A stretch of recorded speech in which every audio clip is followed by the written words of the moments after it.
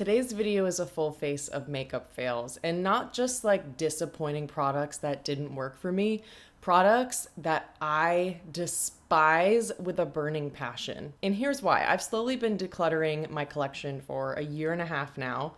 This right here is an entire bag of stuff that has not been touched or has only been used like 2 to 3 times, stuff that I can send to friends.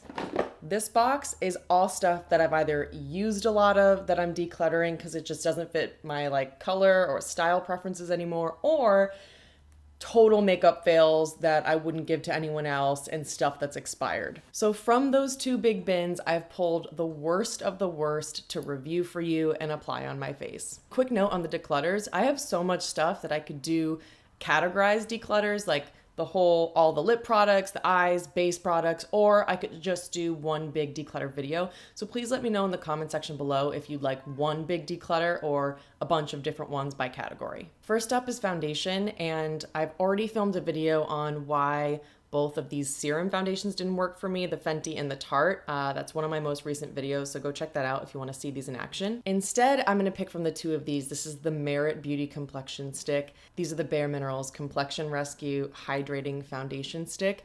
I'm going to go with the worst of the worst in each category, so for me, Merit worked out the least. Unfortunately, Bare Minerals just doesn't make a shade for me in any of their ranges of any concealer or foundations, except for the Complexion Rescue Tinted Gel Cream, because those are so sheer that I can even make the yellow ones work on my skin. Also, I just found with the Complexion Rescue Hydrating Sticks, it was just so thick and it looked so heavy on my skin. I'll swatch vanilla for you, and it just, even though it feels like nice and hydrating, it feels like thick and heavy, and it just didn't look flattering on my skin. Let's get started with Merit. This is in the shade Dune. You get like barely any product in this, and Merit did send this to me in PR, but I just can't get on board with how expensive it is for such little product. My personal issue with this formula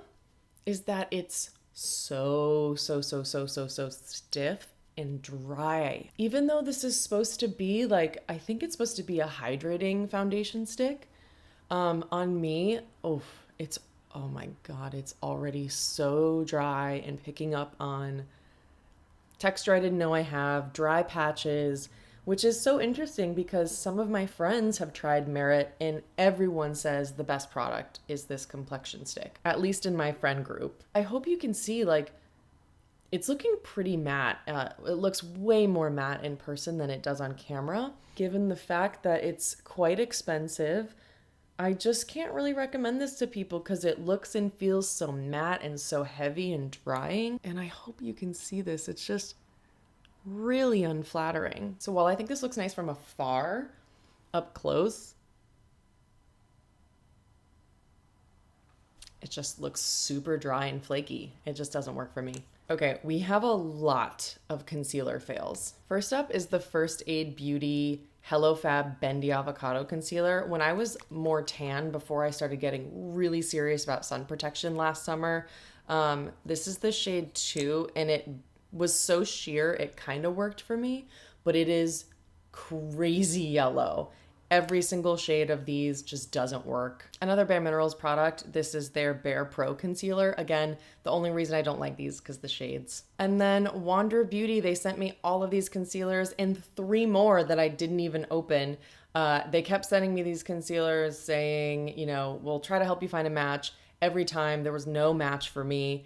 And unfortunately, after sending me 6 shades, there's just not a match for me. I actually really like this formula, so I'm not going to use these because it was just a shade issue. What did end up really disappointing me was the Uoma Beauty Concealer because so many people hype this up and I just don't get it. This is in the shade White Pearl T1. My issue with it is that the coverage just fades after like an hour of wear. It looks like I have no concealer on. So at first it's nice, it's blendable. To me, it's about a light to medium coverage. And I remember some people saying this was like a full coverage concealer, but do you see how that basically did nothing?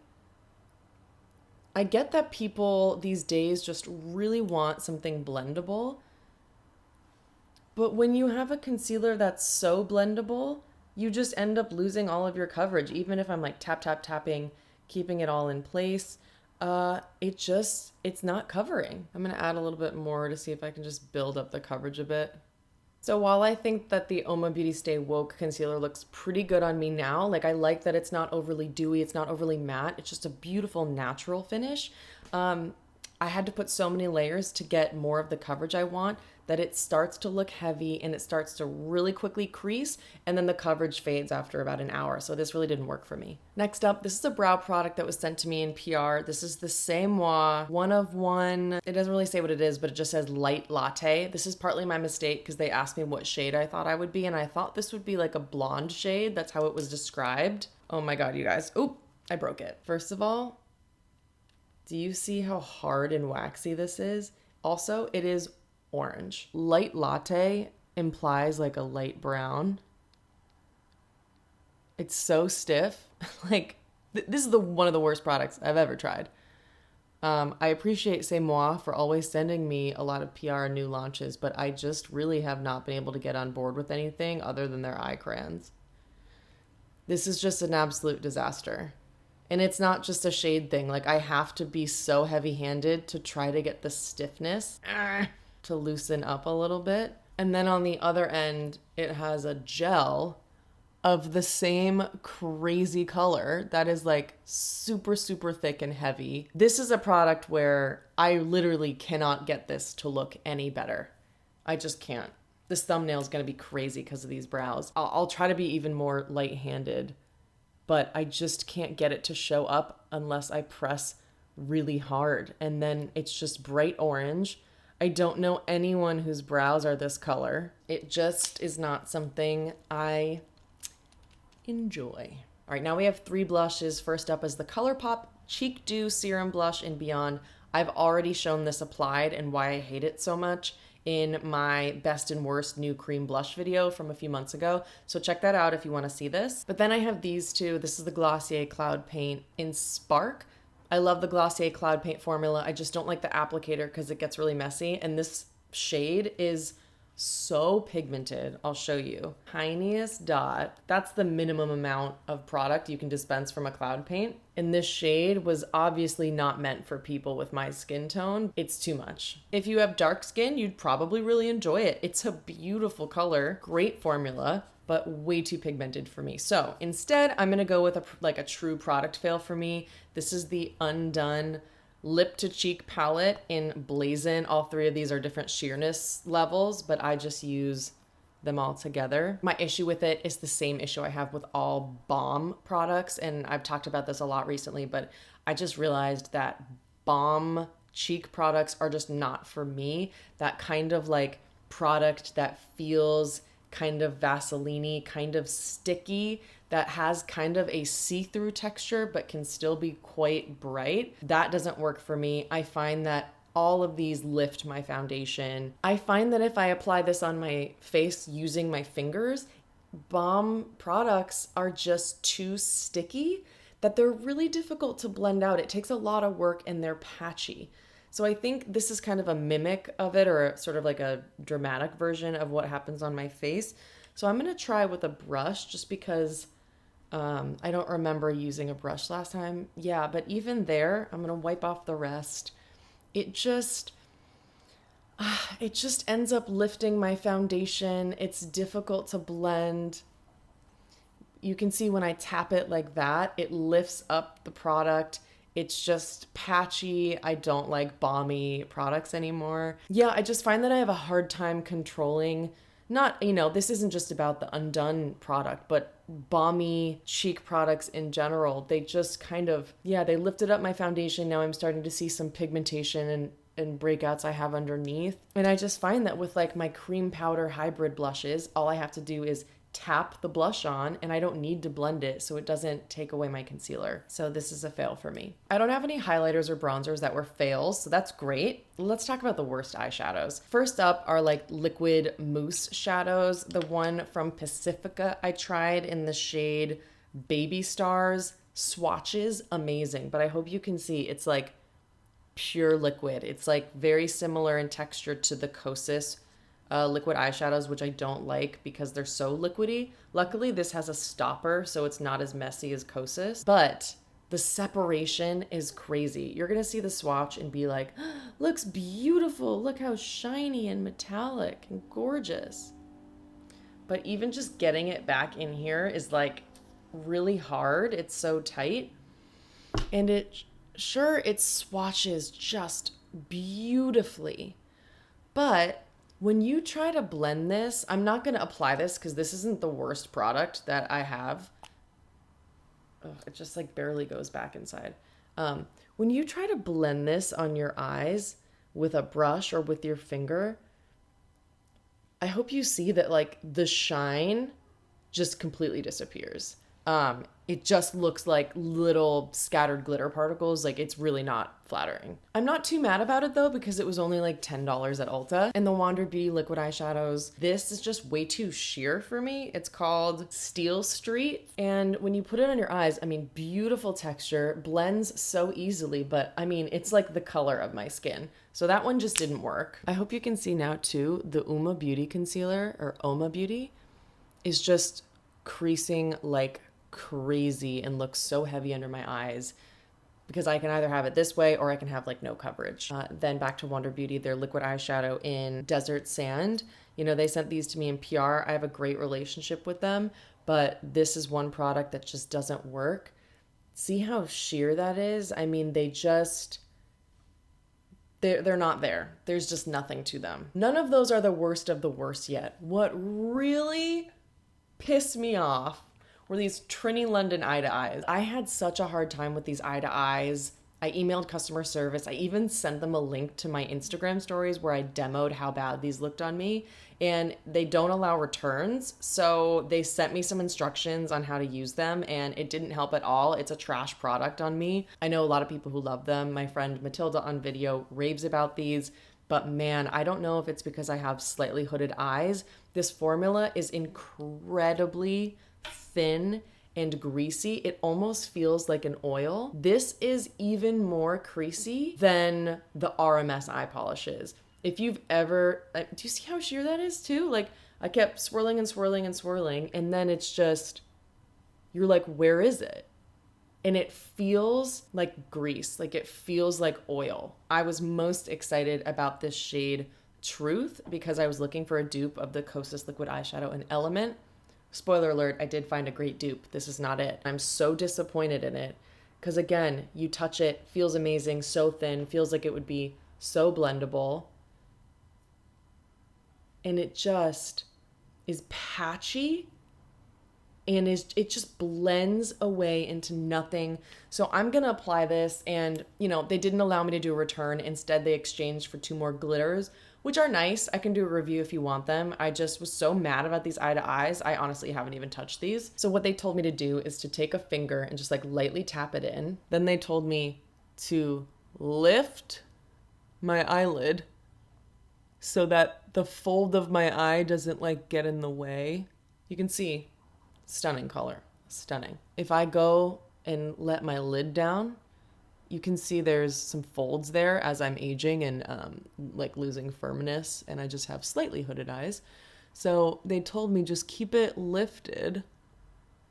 And it's like, a cream shadow does not have to be this hard. We all have great potted cream eyeshadows that don't do this. And then I'm like getting it all over this part of my eye.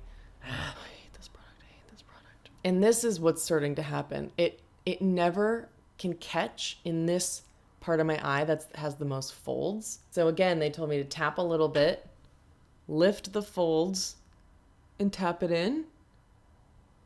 But there you go. You can see it. See how it just concentrates right on that one area? Oh. See, it won't collect any product where there's like a fold in my eye. I'm just gonna try to blend a little bit. I hope that you can see how patchy this is. I hate it. Like if you try to build it up, it's so thin, it just spreads right away and then spreads into other areas, and then all of a sudden you have like a ton of pigment, but you can't really blend it because it's patchy while also blending away. I promise you, I am actually trying, and I've tried with this formula for months. I just can't get it to look good. And don't come for me saying like, oh, well, you need to follow this technique better. A cream eyeshadow should not be hard to apply. I have so many cream formulas that are really, really easy to work with that like beginners could do in their sleep. And this is just not one of them. We have the Fitglow mascaras. Now, I really like their new one. I did a full review, wear test, check in throughout the day with this mascara. No flaking, smudging, or anything like that. The new brush is great. It did hold a curl throughout the day. No complaints about this one. But the old mascara, I used this in a YouTube video once a long time ago. And when I looked at the footage, it makes my lashes sad. What I'll say is I love that the Fitglow formula is on the drier side, so it can coat your lashes really well without weighing them down. This brush just didn't do it for me. It makes my lashes pretty sad looking, very thin.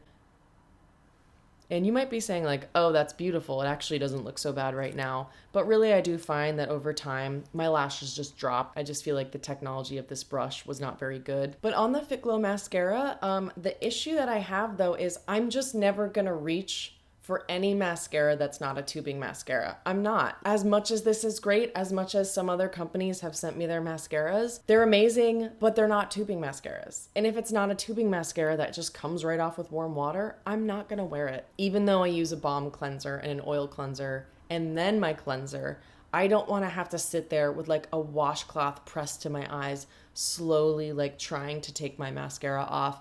No matter what, if it's not a tubing mascara, the next day I end up with mascara under my eyes when I wake up in the morning because it's just so hard to remove any mascara for me that's not tubing. Lastly, I have some interesting fails for you today. You know what? Let's apply it all. It's lips. We can take it off. It's fine. So with Lisa Eldridge, you're expecting luxury, quality, innovative formulas, high-performing products that feel great and are easy to apply. Maybe not easy to apply. That's probably not necessarily her brand. I was really excited for this gloss because she described it as like a very nourishing gloss that's kind of balmy.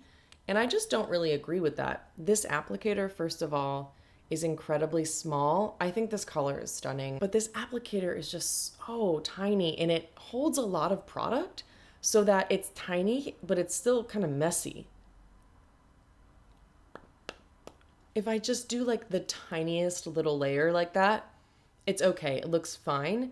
If I build it up, it's just like gloopy and thick.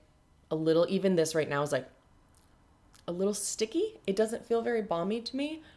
It doesn't feel very nourishing.